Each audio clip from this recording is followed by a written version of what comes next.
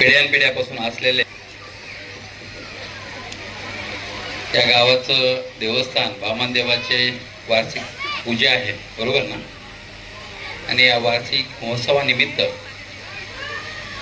आज मीराबेंदर महापालिका शिक्षण विभाग शाळा क्रमांक 28 वर्षावे वार्षिक स्नेहश्रमांचा एक कार्यक्रम आयोजित केलेला आहे, बरोबर ना?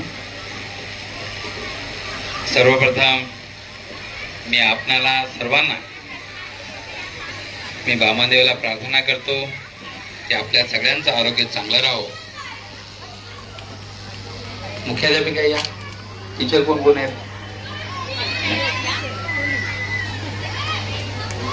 कारण या उत्सवाला वेगळा रंग आणण्याचं काम तुम्ही केले म्हणून तुम्हाला बोलवलं. वैसावा गावातली आपल्या सर्वांचे लाडके तुकाराम भोईरसी कपाटावरती कपाट आता मशाल्यावरती उभे असते आपल्या गावातले उमेदवार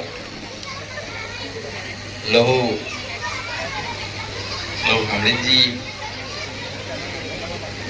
कमलाकर माळेजी, पवार साहेब, दुसरे पवार साहेब, दत्ता बोराडेजी,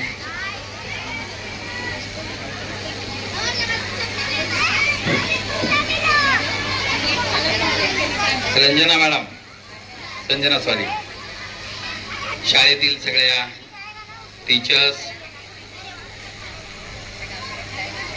आणि भगिनीशिवाय कुठलं कामच होत नाही, कारण मॅजॉरिटी जास्ती ते भगिनीचे. सगळ्या गावातील भगिनी, सगळे टीचर्स आणि आपण काय मुलांना काय कसं कशात भाग घेतला डान्स मध्ये, आणखी कशात भाग घेतला? शिवजयंती निमित्त कोणी भाग घेतलाय की नाही? घेतलाय ना? सगळ्या युवांना मी मनापासून धन्यवाद देतो. एक नक्की आहे, स्टुडंट किती आहे तिथे? बाकी कुठे गेले? माझ्या आतमध्ये तयारीत आहे, म्हणजे दुसऱ्या प्रोग्रामाचा. सगळ्या पालकांना, ग्रामस्थांना माझी एक विनंती आहे, आपले मराठी मीडियमच्या जरी शाळा असल्या तर आपल्या टीचर्स खूप लांबून येतात या परिसरामध्ये, कारण मी लहानपणापासून इथेच राहिलोय आणि सगळ्या शाळेचा मला चांगला अनुभव आहे. आपल्या मराठी मीडियम मध्ये जरी शिकत असल्या युवांनो, मुलांनो, अभ्यास करता की नाही? डॉक्टर कोणाला बनायचंय? गावात कोणी नाही डॉक्टर बनणार? 1, 2. पोलीस ऑफिसर कुणाला बनायचंय? 2, 3, 4. वकील कुणाला बनायचंय? वकील कुणाला नको? मग गावातल्या लपडे मिटवेल को? नेव्ही मध्ये कुणाला जायचंय? पायलट कुणाला बनायचंय? पायलट पण बनायचं. आणि नेता कोणाला बनायचंय? एकाला नाही, म्हणजे राजकीय लोकांना लोक कंटाळले. पण सगळेच राजकारणी चुकीचे नाहीये.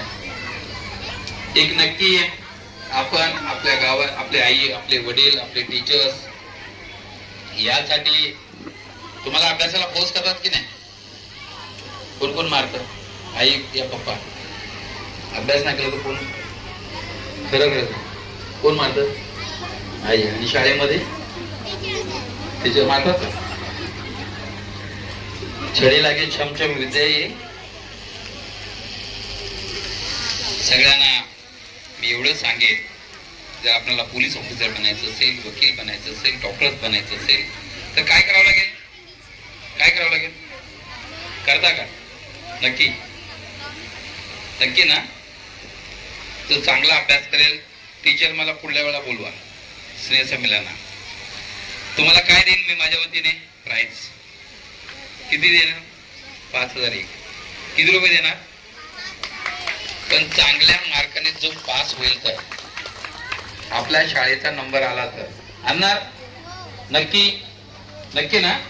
चला ठीक आहे. चला धन्यवाद तुम्हाला.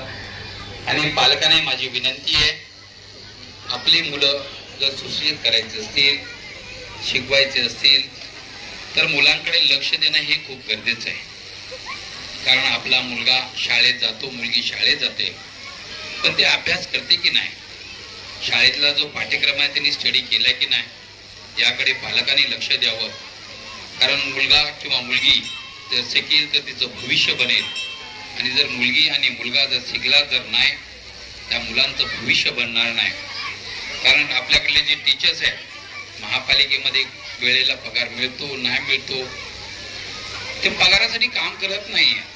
किंवा मी टीचरची बाजू घेऊन बोलतोय असंही नाहीये, कारण मी मराठी मीडियम मधून शिकलेलो आहे. शिकून मी 3 वेळा या शहराचा नगरसेवक बनवू शकतो.